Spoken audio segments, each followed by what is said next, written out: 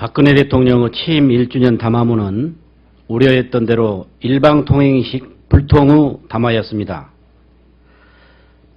박근혜 정부 1년 동안 사라져버린 경제의 민주화, 가계빚 1천조 시대, 절망에 빠진 민생과 깨져버린 약속에 대한 언급은 없었습니다. 불통, 불신, 불안의 산불시대였던 지난 1년의 현실을 외면하고 장밋빛 청사진만 나이라는 대통령의 말씀은 공허해 보였습니다.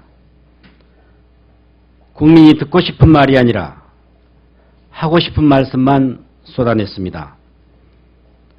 한마디로 국민의 아픔을 외면한 실망스러운 담화였습니다. 실체가 모호한 창조경제, 낙하산 인사에 대한 반성 없는 공공부문 개혁, 복지가 빠진 내수 활성화로 경제 혁신을 이룰 수 없습니다. 민생이 빠진 반쪽짜리 담화문이었습니다.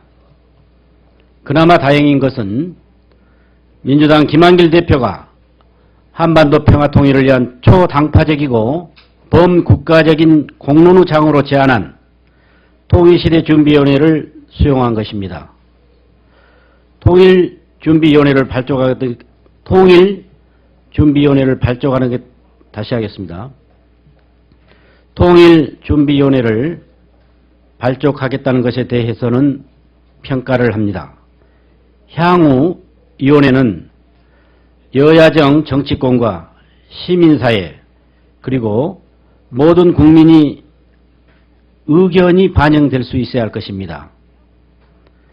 그리고 모든 국민의 의견이 반영될 수 있어야 할 것입니다. 이미 일방적으로 주제를 선택하고 시간을 최소화한 담화의 형식만으로는 불통 후 담화를 예고한 것입니다.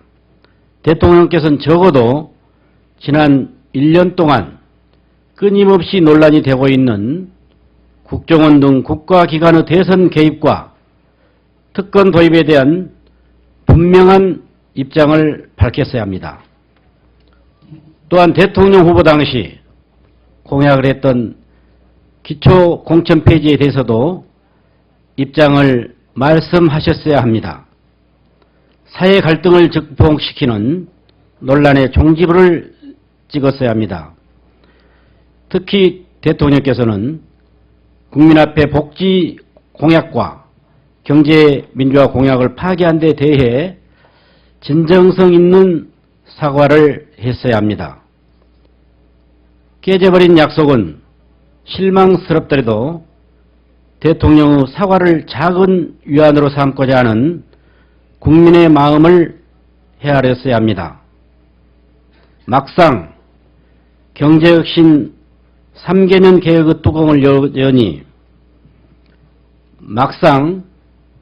경제혁신 3개년 계획의 뚜껑을 여니 민생과 서민은 없고 백화점식 나열과 잘 포장된 보고서가 아닌지 의문스럽습니다. 민주당은 무능한 경제팀이 만들어낸 과거 경제발전 5개년 계획의 유사품은 아닌지 철저히 검증해 낼 것입니다. 이상입니다.